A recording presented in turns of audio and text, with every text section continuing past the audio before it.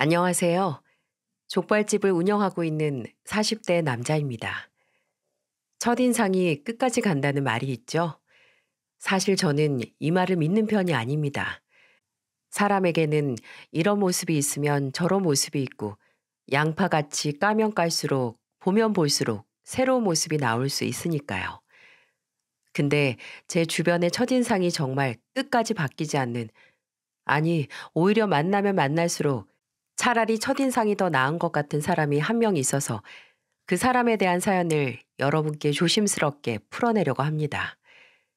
제 아내는 첫인상이 참 강렬했습니다. 저희는 20대 때 회사에서 사수와 부사수 관계로 만났는데 아내는 저와 동갑이었지만 제 상사였죠. 아내는 회사 내에서도 일 잘하기로 소문나고 심지어 성격도 좋고 회식 자리에서는 누구도 아내의 취한 모습을 본 적이 없을 정도로 술도 잘 마셨습니다. 솔직히 아내에게 연애 감정을 느끼기 전에 인간으로서 존경심도 들고 이 사람 참 멋있다라는 감정을 먼저 느꼈죠. 그리고 함께 일하면서 아내에게 점점 스며들었고요. 하지만 아내 주변에는 철옹성이 있었습니다.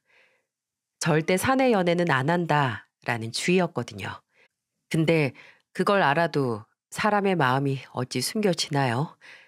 재채기와 사랑은 숨길 수 없다는데 일방적인 호감을 받는 것만큼 괴로운 게 없다는 걸 저도 알아서 회사에서는 절대 티를 안 낸다고 했는데 아내도 제 마음을 어느 정도 눈치를 챘나 봐요. 나중에 친구에게 나는 정말 한 게 없는데 어떻게 내 마음을 알았을까? 라고 의아해했던 적이 있었는데 친구가 헛웃음을 터뜨리며 그러더라고요. 야, 이 미친놈아. 매일 아침마다 본인이 제일 좋아하는 커피숍에서 제일 좋아하는 바닐라 라떼에 시럽 2번 뿌린 걸 가져다 바치는데 그걸 눈치 못 채면 그게 사람이냐? 아, 제가 아내가 가장 많이 가는 커피숍을 알고 있었고 또 좋아하는 커피 종류도 외우고 있었거든요. 저는 정말 티를 안 낸다고 후배로서 그냥 커피만 챙겨준 건데 친구는 티 다 내놓고 발뺌한다고 혀를 끌끌 차더군요.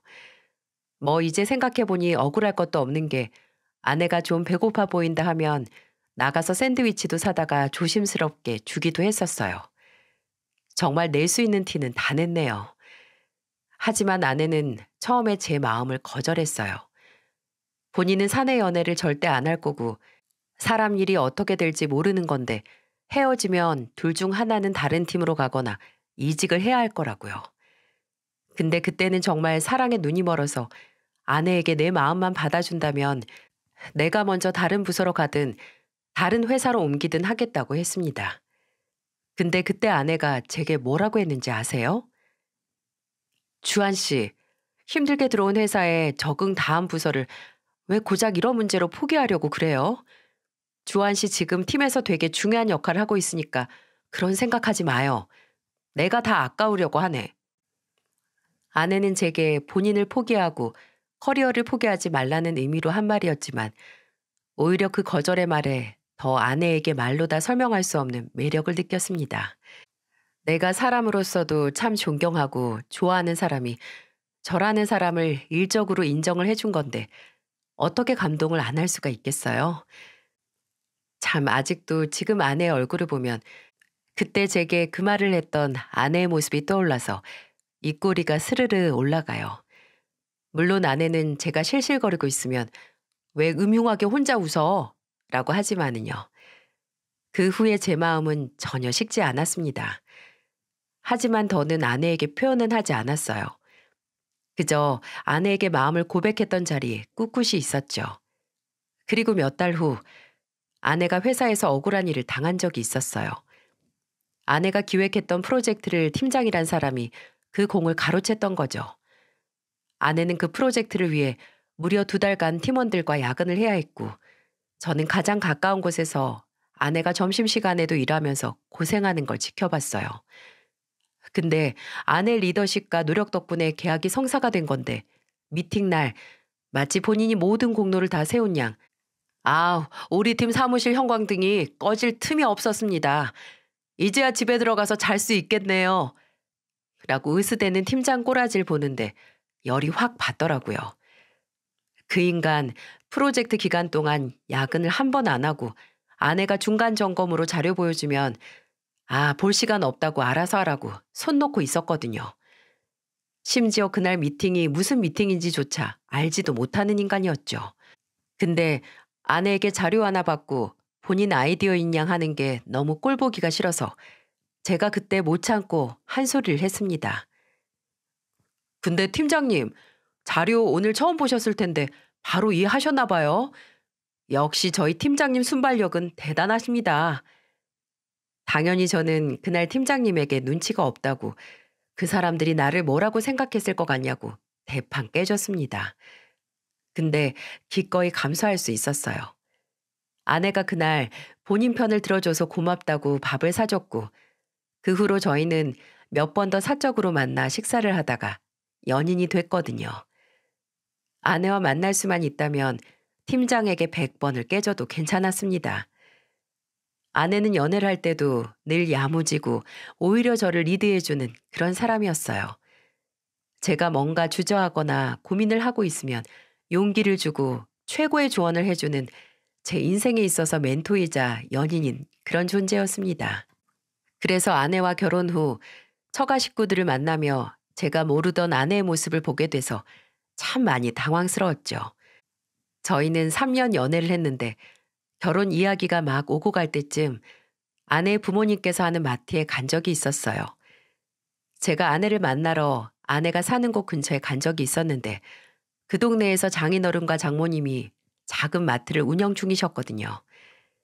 아직 정식으로 인사를 드리기 전이지만 그래도 동네에 온 김에 인사를 드려야 할 것 같아서 아내와 함께 마트에 갔죠. 근데 마트 안에 들어서면서 제가 들은 건 듣자마자 눈살이 찌푸려질 만한 호통 소리였어요. 내가 뭐라고 했어? 내가 이거 이대로 진열하지 말라고 했잖아. 그리고 이쪽 계산대 어제 정산 안 맞던데 확인했어?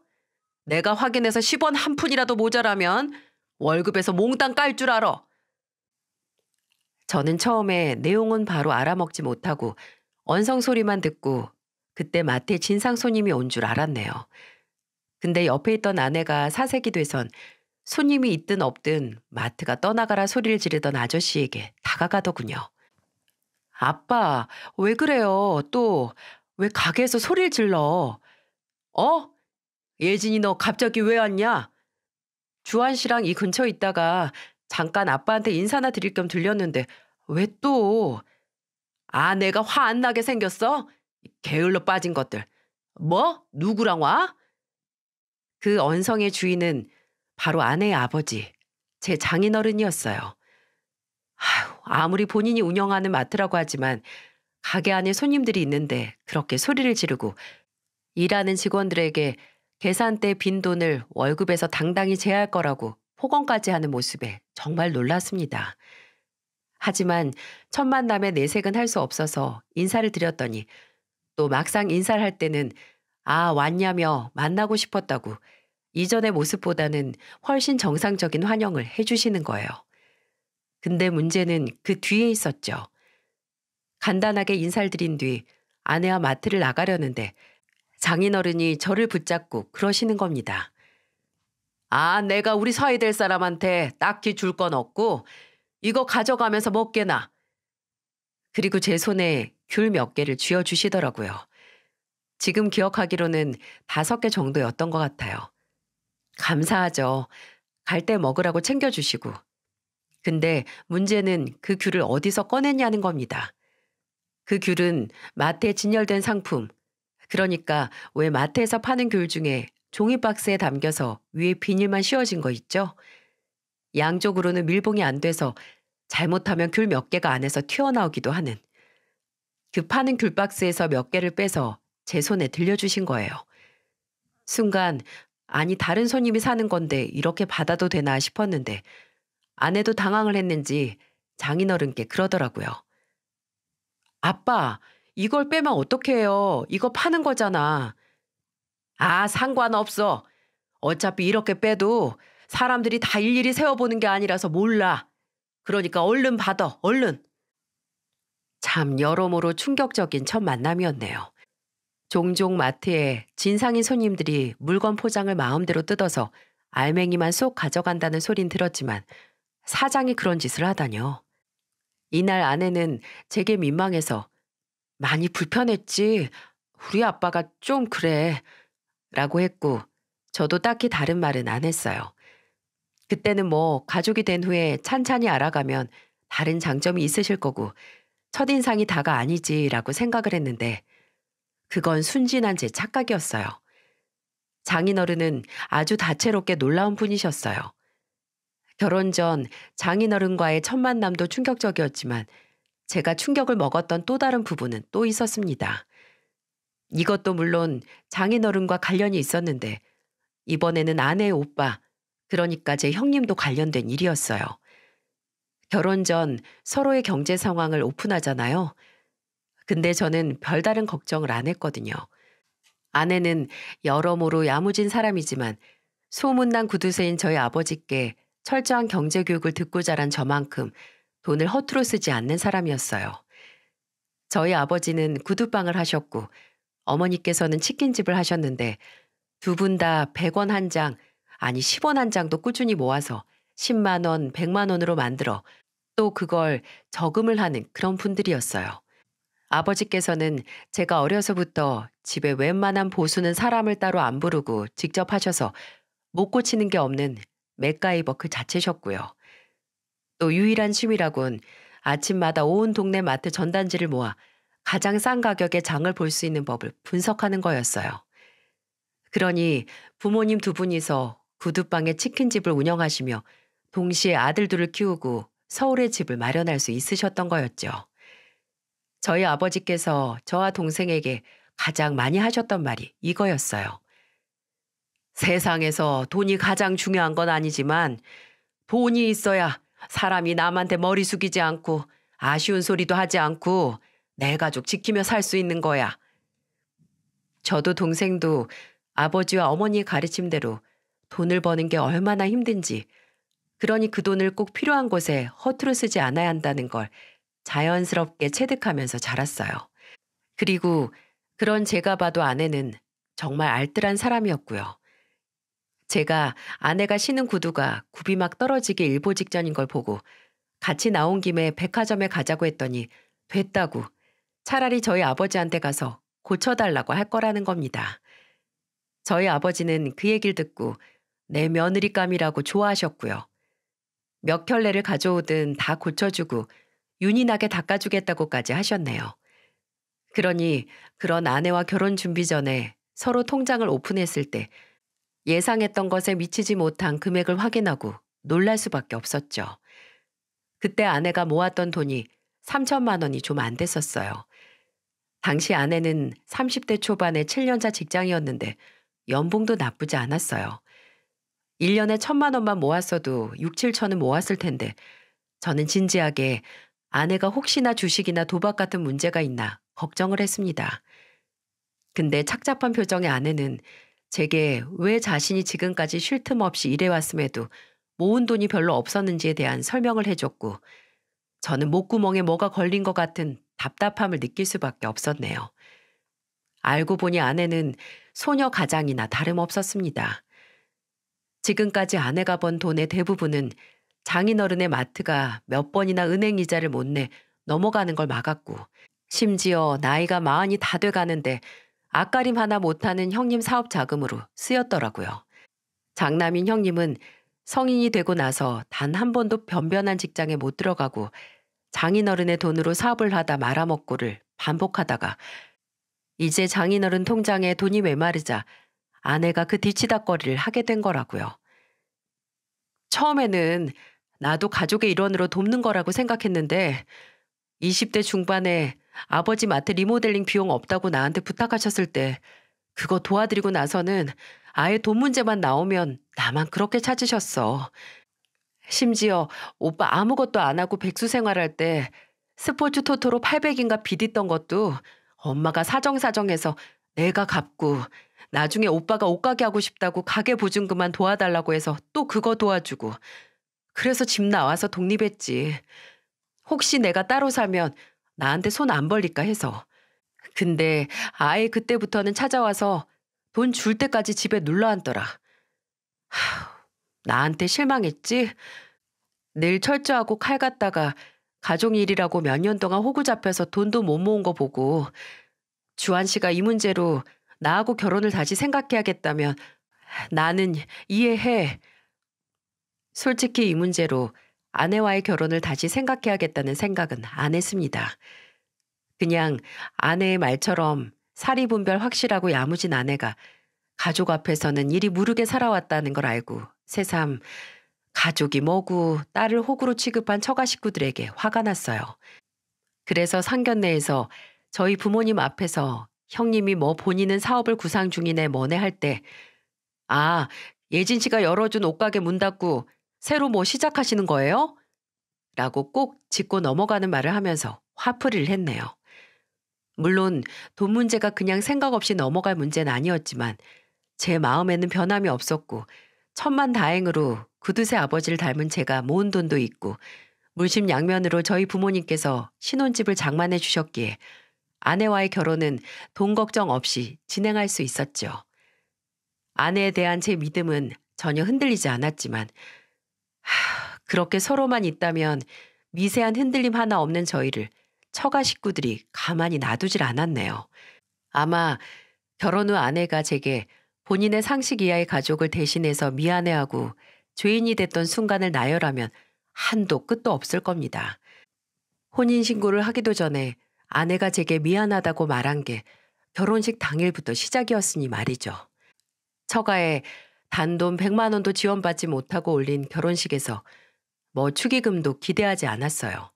당연히 아내가 도와줘서 시작했던 옷장사도 말아먹은 형님이 동생 결혼식에 축의금 단돈 10,000원도 안 하는 것도 예상했습니다. 근데 한창 손님 맞이하고 정신없는 와중에 아내 옆에서 뭐 축의금이나 식권이 든 가방을 들어주고 있던 친구가 있었는데 저도 종종 아내를 통해 만났었고 아내의 15년 지기 친구기도 해서 아내 가족들도 알고 있는 친구였거든요. 근데 그 친구가 제게 아주 심각한 표정으로 와서 그러는 거예요. 주한 씨, 예진이 오빠가 와서 나한테 식권 5장을 뺏어갔어요. 미친 거 아니에요? 이 인간 축의금도 안 냈죠? 따지고 보면 아내가 돈을 못 모은 주범인 인간이 염치가 있으면 동생 결혼식에서 축의금을 받거나 들어오는 손님 안내하는 일이라도 해야 하는 게 마땅한 인간으로서 가족으로서 도리인데 이 인간은 동생 친구한테 식권이나 갈취해가네요. 주둥이가 몇 개길래. 어처구니가 없었지만 이래저래 정신이 없던 터라 그냥 알고만 넘어갔습니다. 그리고 식이 끝난 다음에 아내와 옷을 갈아입고 오신 손님 여러분께 인사를 하기 위해 결혼식장에 있는 식당으로 이동을 했는데 와, 무슨 술집인 줄 알았습니다. 5명으로 보이는 사람들이 식당 한가운데 식탁 2개를 이어붙이고 온갖 음식과 술을 바리바리 가져와서 술판을 벌렸더라고요. 대체 누가 남의 결혼식에서 저러나 했는데 예상이 가시나요? 맞습니다. 바로 식권 5장을 갈취해간 형님이 본인이 데려온 친구들이었어요. 여기가 결혼식장인지 포장마차인지 구분도 못하고 시끄럽게 웃고 욕까지 하면서 떠드는 그 무리를 오신 손님들도 힐끗힐끗 쳐다보며 수군거리는데 가장 행복해하는 날이 가장 어이가 없고 짜증이 솟구치는 날로 바뀔 것 같았죠. 아내도 저와 비슷한 표정이 돼서 정색을 하고 이내 제 눈치를 보며 잡고 있는 손에 힘을 주고 미안하다고 하는데 아내가 제게 미안해하는 게 싫어서 그냥 음식이나 술이 아깝게 남는 것보다 낫다고 하고 말았어요. 그 후에도 처가 식구들은 아내가 제 앞에서 죄인이 되게 만드는 짓을 수두룩하게 했습니다. 한 번은 저희가 결혼하고 1년 뒤 첫째를 낳았을 때였어요. 아내와 저는 따로 돌잔치를 안 하려고 했거든요. 그냥 가족들끼리 축하하는 게 낫지 괜히 사람들 초대하면 우리도 그렇고 손님들도 여러모로 부담이고 그 잔치에 별다른 의미도 없으니까요. 근데 그걸 안 장인어른이 노발대발하며 왜 돌잔치를 안 하냐고 연락을 하시는 겁니다. 야, 그게 그냥 잔치가 아니고 사람들이 축하한다고 서진이한테 돌반지라도 하나 더 주고 축하한다고 성의 표시를 하는 날인데 너넨 어찌 그리 실속을 못 챙기냐? 잔말 말고 어디 작은 식당을 빌려서라도 열어. 내 앞으로도 올 손님이 몇 명인데 그걸 포기해?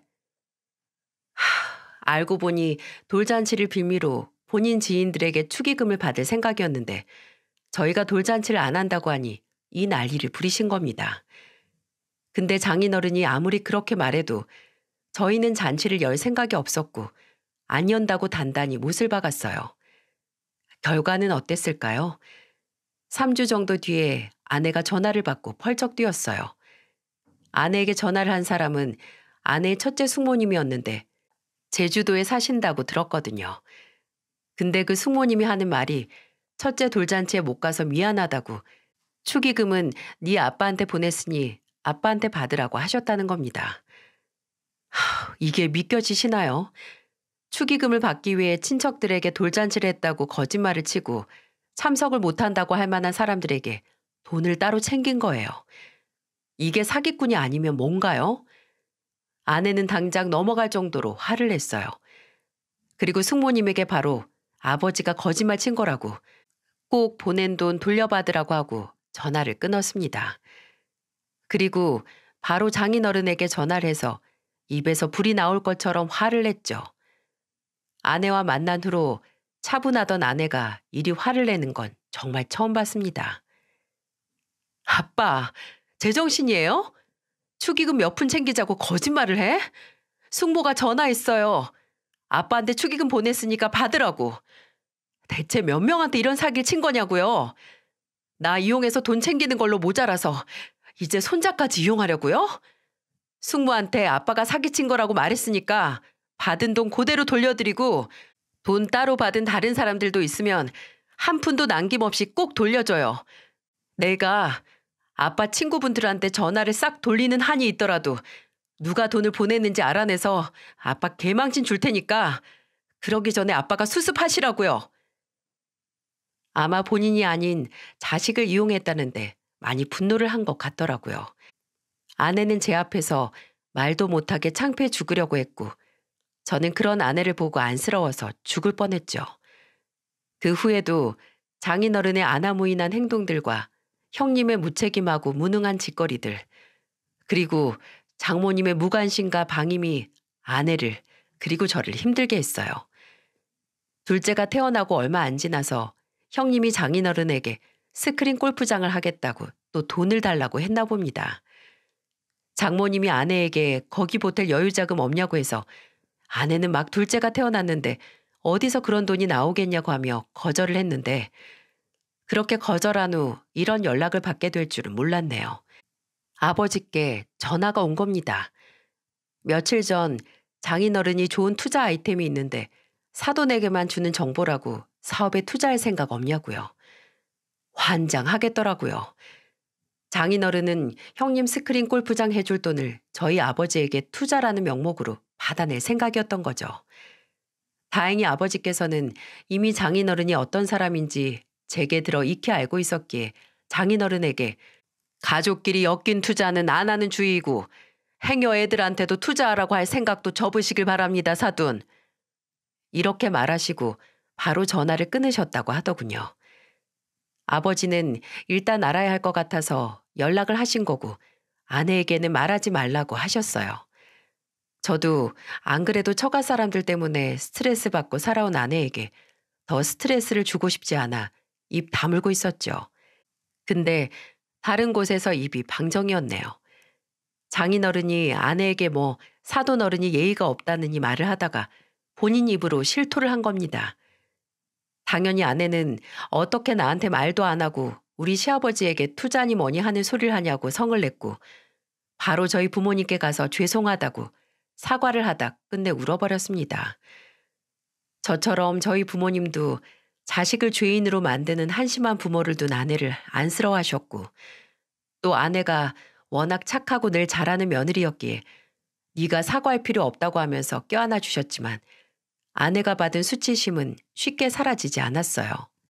저는 장인어른이나 형님이 돈 문제나 상식에서 벗어나는 행동으로 저를 짜증나게 하고 피해를 주는 것보다 그 사람들의 행동으로 인해 아내가 제게 미안해하고 작아지는 모습을 보이는 게 더 속상하고 싫었습니다.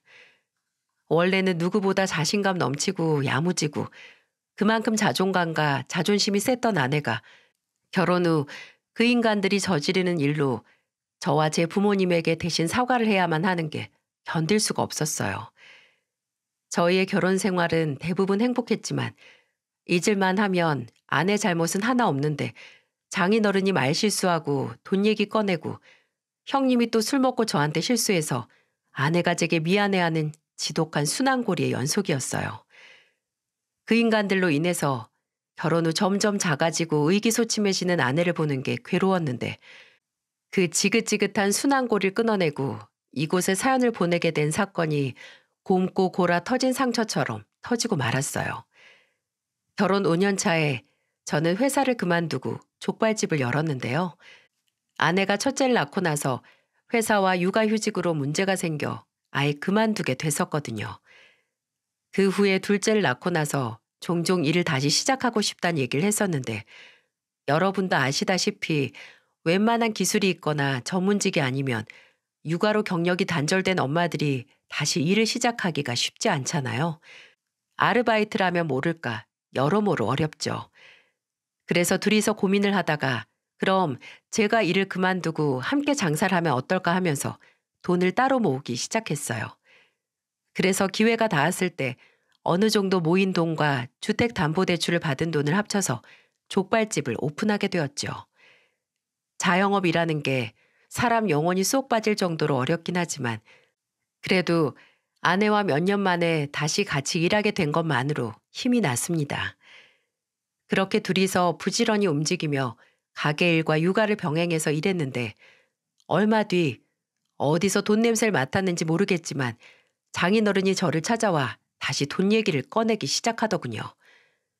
그전부터 아무 이유 없이 저희 가게에 와서 뭐 가게가 생각보다 넓고 여기 월세는 얼마고 하루 매출은 얼마냐고 그렇게 여기저기 찌르고 가곤 하셨는데 얼마 안 있어서 제게 따로 이야기를 하신 거죠. 김서방, 내가 예진이 고깃집에는 요새 내가 무슨 말만 해도 쌍심질 켜고 달려들어서 말 못하는데 혹시 나 딱 8천만 도와줄 수 있나? 네? 8천이요? 아니 그렇게 큰 돈을 갑자기 왜? 아휴, 동훈이 이놈이 골프장 하게 대출 받아주면 지가 이자 갖고 다 한다더니 처음 몇 달만 갚고 그걸 그대로 나나 지혜미한테 넘겼어. 내가 그놈 스크린 골프장 때문에 마트 앞으로 대출까지 받아줬는데 은혜도 모르는 놈. 가게 유지 비용만으로도 허리가 휘겠는데 대출까지 아유 막막하다 막막해. 김서방도 가게 좀 관리하니까 알잖아. 얼마나 신경 쓸 게 많고 돈도 돈대로 깨지는지. 당장 대출 문제부터 해결 못하면 당장 내 가게가 넘어가게 생겼네. 그 가게에 나나의 엄마한테는 그냥 전 재산이나 다름없어. 김서방 돈 좀 있으니까 그 족발집도 연 거 아니야. 그러니까 나 좀 도와줘. 어? 내가 공증받아서 차용증도 쓰고 앞으로 3년 이내에 그 돈 꼭 갚겠네. 원래는 식당을 열었으면 초기에 쓰인 돈 때문에 여유가 없다고 생각하지 않나요? 저보다도 먼저 자영업자의 길에 뛰어드신 분이 어찌 돈이 남아돌아 식당을 열었다고 생각하는지 그 사고방식이 참 신기하더라고요. 실제로 아내도 저도 대출을 받아서 식당을 연터라 그 큰 돈을 선뜻 빌려줄 여유가 없었거든요. 근데 어렵게 거절을 하자마자 장인어른은 아까까지만 해도 쩔쩔매며 부탁을 했던 사람은 어디 갔는지 제게 그래, 니들만 잘 먹고 잘 살아라 라고 한 뒤 자리를 떴습니다. 그게 끝이 아니었어요. 이 얘기를 들은 아내는 그냥 무시하자고 신경 쓰지 말라고 했지만 장인어른이 오히려 저희를 없는 사람 취급하기 시작했습니다. 얼마 뒤 추석이라서 처가에 갔는데 장인어른 저희 인사도 안 받고 식사할 때도 제 옆에 물통이 있었는데 굳이 장모님께 물을 달라고 하시고 제가 물통을 건네드렸는데도 계속 물 좀 달라니까 이 사람아 하면서 장모님께 신경질을 내시는 겁니다. 유치해서 진짜. 그리고 TV를 보다가 한 프로에서 연예인들이 족발을 먹는 게 나오면 마치 혼잣말처럼 저 맛대가리 없는 족발 왜 먹냐고 비싸기만 비싸지 차라리 삼겹살을 구워 먹는 게 낫다는 소리를 하더군요. 참다 참다 아내가 제발 좀 유치하게 굴지 말라고 그 빚 내가 졌냐고 오빠가 오빠 사업한다고 가져간 돈을 왜 나나 이 사람한테 달라고 하냐고 잘난 장남한테 달라고 하라고 한 소리를 했죠. 그랬더니 기다렸다는 것처럼 장인어른은 아내에게 삿대질을 하며 너는 뭐 싸가지가 있니 없니 가족끼리 이 정도도 못 도와주냐 인정머리가 없다느니 따졌는데 아내는 코웃음을 치며 맞받아쳤습니다. 내가 진짜 인정머리 없었으면 아빠 지금 그 마트 유지도 못했어요. 그나마 지금 마트 셔터 올릴 수 있고 오빠가 돈 벌어서 집에만 불리고 있는 게 누구 덕분인데 나한테 그런 소리를 해요. 그리고 바로 저는 아내와 애들을 데리고 처가를 나와 집으로 왔죠. 한동안 장모님이 아내에게 하루에 몇 번씩 전화를 해서 그래도 지금 너나 김서방이 안 도와주면 어떻게 하냐. 진짜 엄마랑 아빠 노후 자금이자 전 재산인 마트가 은행으로 넘어가는 걸 원하냐고 아내를 괴롭혔습니다. 그럼에도 아내는 버텼지만 제가 두고 볼 수가 없더라고요. 아내가 힘들어하는 게 눈에 보이고 급한 불만 일단 끄면 평화가 올 거라는 생각 때문에 아내의 만류에도 여러 번의 설득 끝에 장인어른께 8천만 원을 빌려드리게 됐습니다.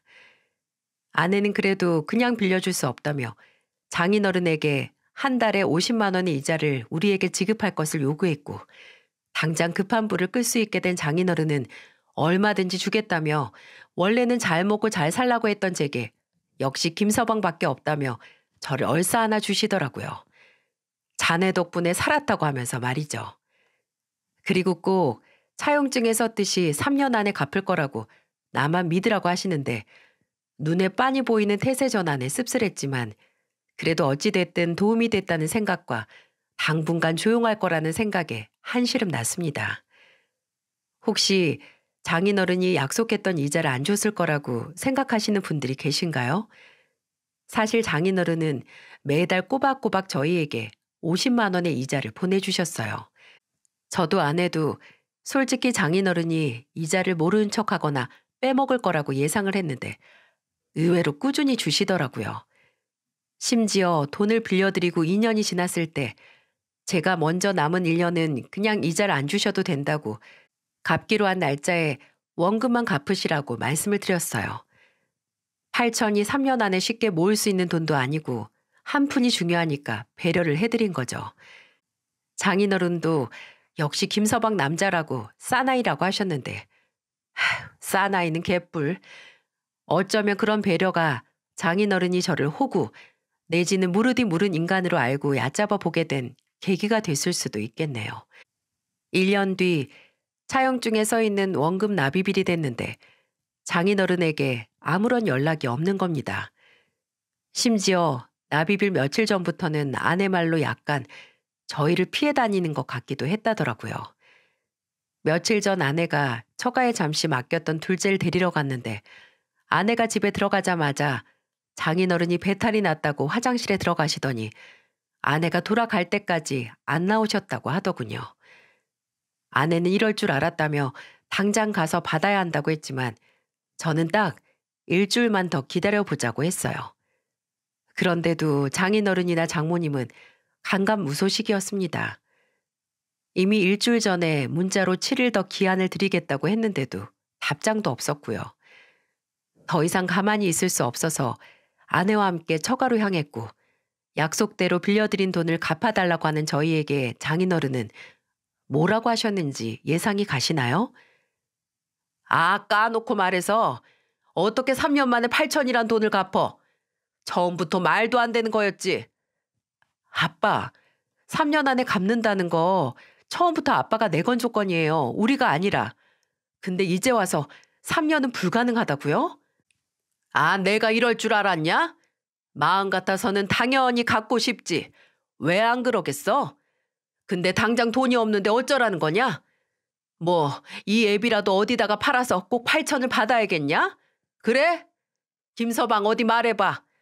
내가 김서방한테 참 고마운데 이렇게 돈 가지고 불편하게 만들면 내가 기분이 썩 좋지만은 않네. 지금 기분 나빠야 할 사람이 장인어른이라고 생각하세요? 지금 기분 나빠야 할 사람은 어차피 지키지도 않을 약속에 속아서 8천만 원 손해보기 직전인 저인데요? 아내가 돈을 안 갚는데? 갚는다고. 갚는데 지금 당장은 어렵다 이거지. 뭐 그리 따지는 게 맞나? 정말 이 사람 보기 쪽팔리게 이럴 거예요, 아빠? 나 수치스러워 죽는 꼴 봐야 정신을 차릴 거냐고요. 어떻게 취업하자마자 아빠, 엄마, 그리고 오빠까지 벌어먹인 나한테 이래? 아빠한테 나는 자식도 아니야? 장남인 오빠만 자식이고 나는 그저 살림 미천이나 다름없는 딸이냐고. 너 그 떽떽거린 버릇 좀 고쳐라. 애비한테 버릇 얻기 싫이? 그리 억울하면 애비 상대로 소송이라도 하든가. 그럴 자신 없으면 애비가 알아서 갚을 때까지 조용히 기다려. 알아들었어? 마치 네가 과연 그럴 수 있을까라고 비웃는 것 같은 장인어른은 밑도 끝도 없이 절대 저나 아내가 본인을 상대로 소송을 할 수 없을 거라 생각하고 있는 것 같았습니다. 그도 그럴 것이 결혼 전 아내는 집안의 지갑이나 다름없었고 결혼 후에도 갚겠다는 생각 하나 없이 저희에게 8천이라는 돈을 빌릴 수 있었으니까요.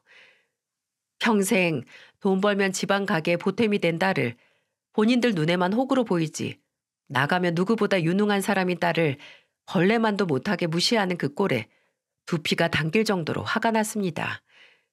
그래서 장인어른에게 마지막 경고를 했죠. 네, 억울하고 분해서 소송해야겠네요. 저희는 공증받은 차용증도 있고 알아서 소송 절차 밟을 테니까 나중에 전 재산인 그 마트 잃고 억울하고 분해하지나 마세요. 저희는 장인어른 말대로 하는 거니까. 그때까지만 해도 장인어른은 하이고 마음대로 해라 라고 했지만 제 눈에는 마지막 남은 자존심을 뻗대는 불쌍한 인간으로밖에 보이지 않았어요. 그날 이후 저와 아내는 법률사무소를 찾아가 채무 불이행 민사소송을 알아봤어요. 만일 아내가 그래도 소송만큼은 할 수 없다고 하면 불가능했겠지만 아내도 더 이상 못 참는다고 저와 애들한테 미안해서 그 돈 받아내야 한다고 해서 소송 절차를 알아보게 된 거였죠. 저도 저지만 아마 인생의 절반 이상을 처가 식구들에게 시달려온 아내는 남몰래 칼을 갈아온 것 같네요.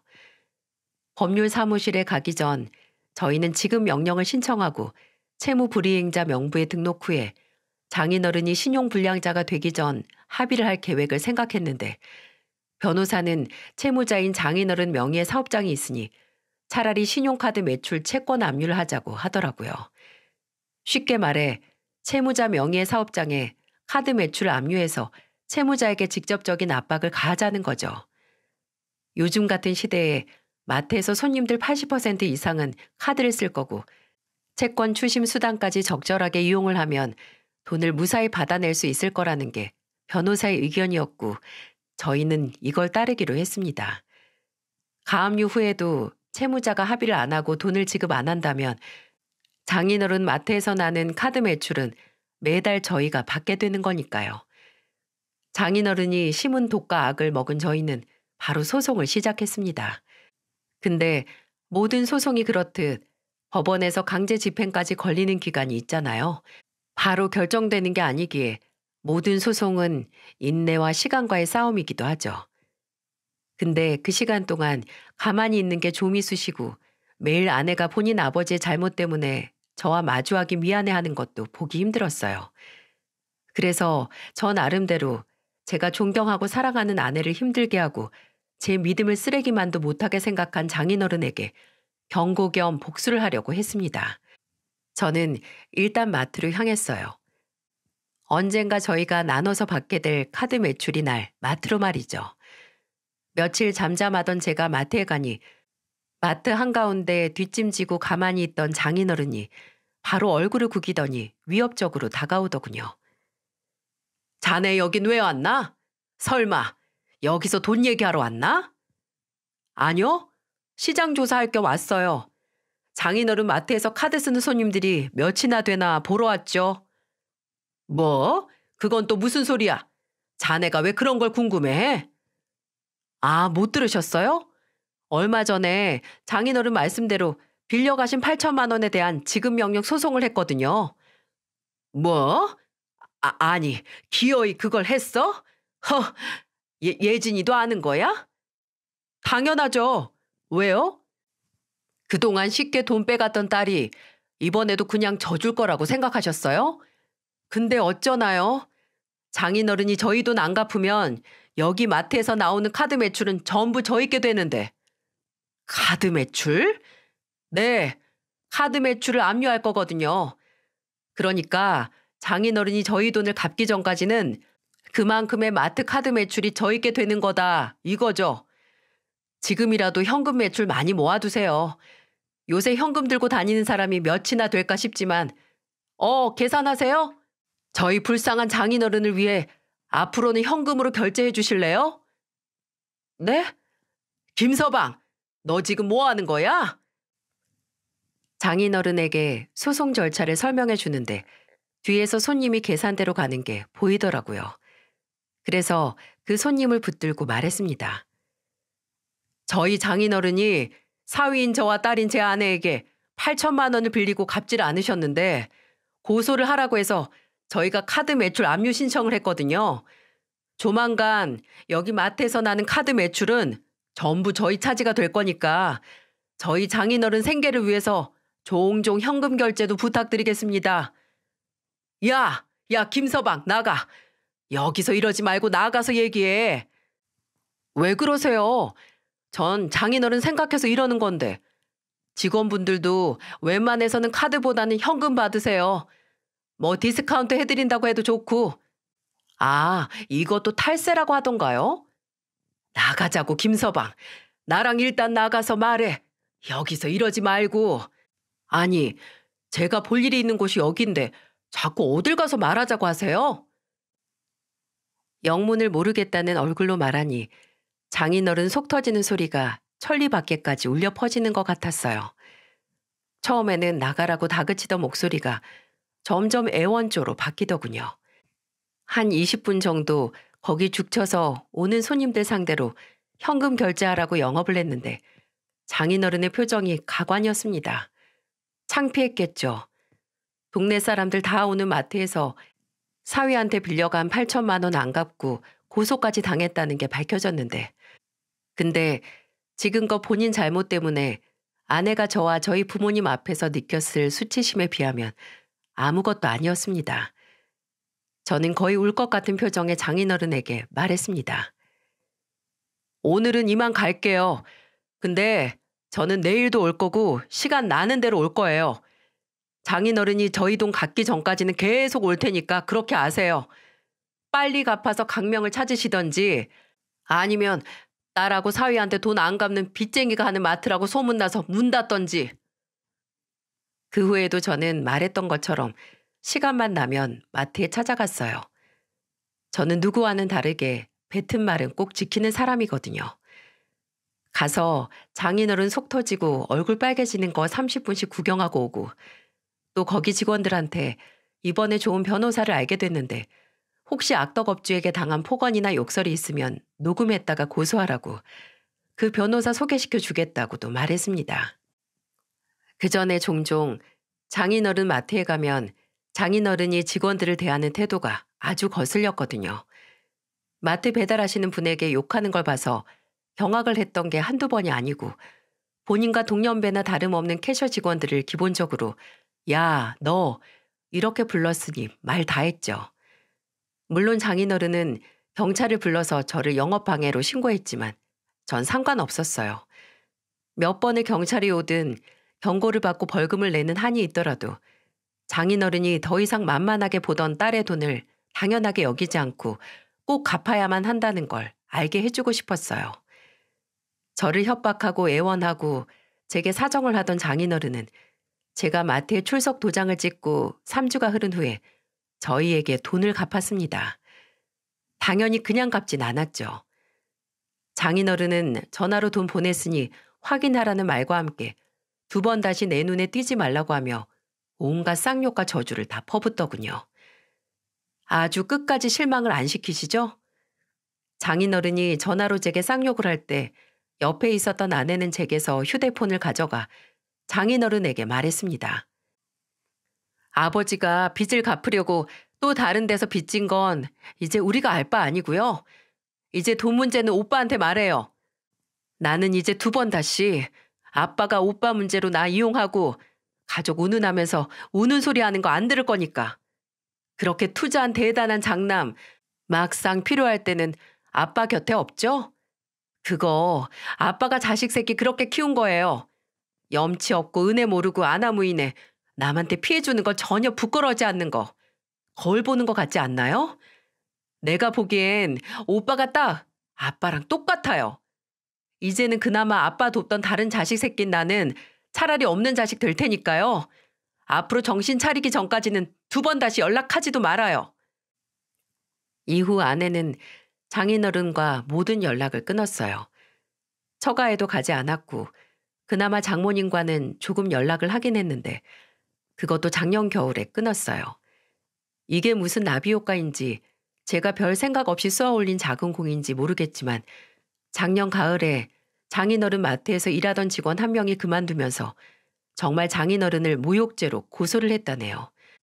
일하면서 녹음기로 사장인 장인어른이 하는 욕설과 폭언을 몇 달 동안 녹음을 했고 그만두면서 고소까지 하게 된 겁니다. 근데 장모님은 이 얘기를 아내에게 말하면서 아버지가 너랑 싸우고 채권 문제 때문에 스트레스를 받아서 많이 예민해져 있는 상태에서 이런 일이 일어났는데 너는 아버지한테 죄송하지도 않냐라는 말을 했다는 겁니다. 단 한 번을 아내 편을 안 들고 그저 반감만 했던 장모님께 아내도 별다른 기대도 없었지만 그래도 그딴 소리를 들으니 눈이 뒤집힐 뻔했다네요. 하지만 처가 식구들 상대로 더 이상 화낼 일도 없었던 아내는 침착하게 장모님께 이 말을 했다고 합니다. 엄마 아빠 원래 그랬어요. 사람 쓰면서 사람 귀한 줄 모르고 함부로 대하고 막말한 거. 안 그런 적이 없었는데 왜 새삼 내 탓을 해요? 엄마는 뭐든 다 내 탓이지? 그럼 앞으로 나한테 연락하지 마요. 엄마도 나랑 연락하다가 아빠 꼴 나면 어떡해? 앞으로 그리 소중한 남편이랑 아들만 보고 잘 살아요. 내가 거기서 완전히 빠져줄 테니까.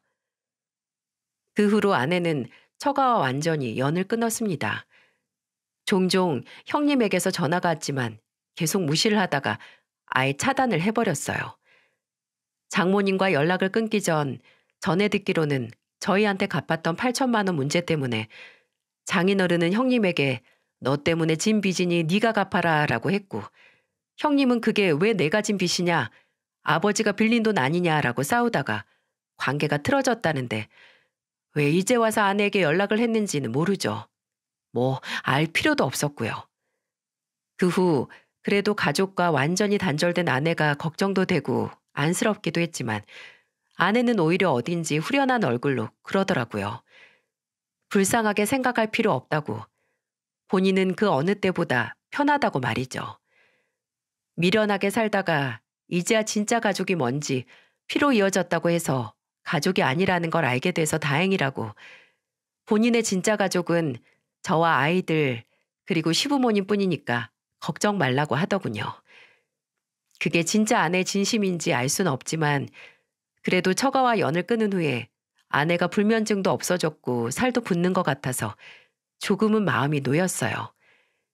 그리고 그런 아내의 말을 들으면서 제가 조금 더 좋은 남편, 좋은 아빠, 그리고 좋은 가족이 돼야겠다는 다짐을 하게 됐습니다.